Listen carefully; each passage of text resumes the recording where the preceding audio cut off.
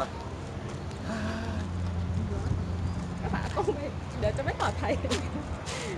ดได้ผิดได้ขอบคุณครับใส่มันเป็น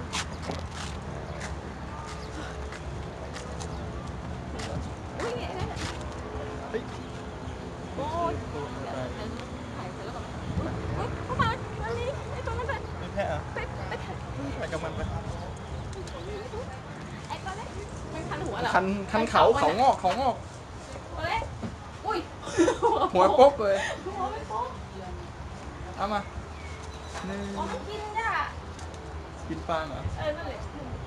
หัวมันเปียกอะ เหงื่อออกหรือเปล่า มันไม่ยอม ลูกหัว หันหน้ามาถ่ายมาหันหน้าถ่าย ถ่ายแล้ว ถ่ายแล้วเหรอ ถ่ายแล้วเรียบร้อยไป ต้องหามาถ่ายกันดูเหรอ ถ่ายตรงเนี้ยมันตรงนั้นหนูมานั่งตรงนั้นก่อนกัน1 2เยี่ยมอีกรูปหนึ่ง1 2เยี่ยม แบบถ่ายวิดีโอกับแค่ผมดิยังถ่ายอยู่ ถ่ายวิดีโออยู่ต่างหาก อ้าวแล้ว เอง มานี่ไม่มาเว้ยป่าต้องขึ้นไปด้วยมาปะ อยู่ไหนวะ อยู่นี่สเต็กก็ขึ้นน่ะไปดูมันแล้วพี่กัสจะต้องอิจฉา ดูนี่ตัวอะไรอ่ะ มันคือ มันคือแบะ ไม่ดูก่อนก็เห็นเป็นเนี่ยเอาหาเรื่องอ่ะถอยชนอ่ะ ร้อนมาก เอาเถอะสิยังไม่ถ่ายข้างหลังเลยเมื่อกี้พอเจอนั่นก็จะถ่ายรูปก่อนว่าร้อนถ่ายกั เฮ้ย น มีปืนจุดน้ำปลาด้วย ไหน ข้างบนนู้น โอ้ยเอาไปให้พี่กัสเนี่ยแดด แดดแรงมากไปดิไปอยู่กับสโลว์แซนบ้างนู่นมีกระต่ายด้วยหนึ่งตัวใช่แต่แค่วิดีโอก่อนดิ นู้นน่ะมึงก่อนที่ให้แบบมันวิดีโอเห็นต้องมันสวยมาก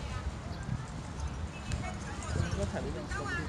อย่าง นี่ดูให้ดูข้างหลังเห็นไหมอยู่ใกล้ๆข้างหลัง เห็นไหมแดดเริ่มร่มแล้วแต่เมื่อกี้ได้ถ่ายตอนแดดส่องถ่าย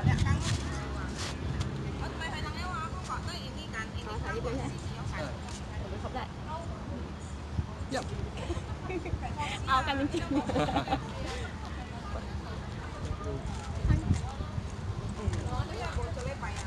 จับไปทางนี้ก็มาคุยกัน เรา ไม่ใช่เฉยว่าเราจะถ่ายเนี่ยเฮ้ย กระต่าย ถ่ายไปกันถ่ายเล่นดูถ่ายกันถ่ายไอ้หมาดู ปรับกล้องเห็นสมมติไม่ได้อีก หยุดไปเลยก็ได้ก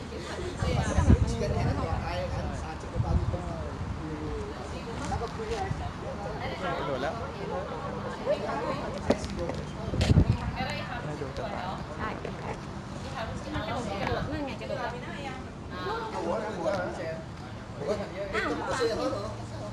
ได้ยินก็อยากจะไปง่ายใช่ขี้อ่อนไปอยู่ป่ะ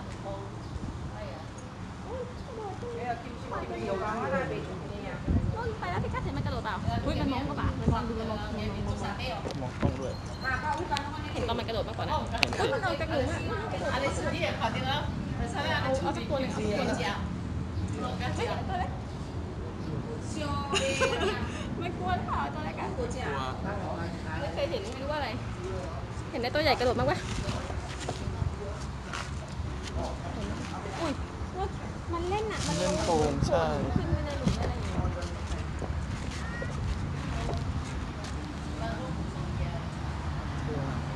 ลงในหลุมนู้นโผล่หลุมเนี้ยดูมีความสุข จะตัดกล้องไปตรงนี้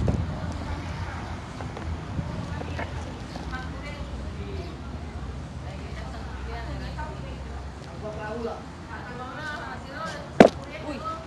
มันตกใจเหรอใครตกใจเด็กกระตับมันเป็นตรงจุดขึ้นทำไมอ่ะคนเล็กเป็นเหมือน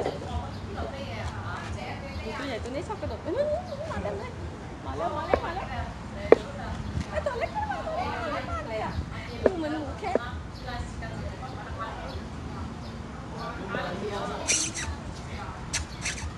กระต่ายไหมไม่ใช่หมาเต็มไปหมดเลยน่ารักตัวเล็กอ่ะเมื่อก่อนที่มาเล่นกับพี่กีตัวเท่านี้รับเดียวตายหมดแล้วเอาแบบมันวิ่งไล่กันเหรอดูมันอุ้ย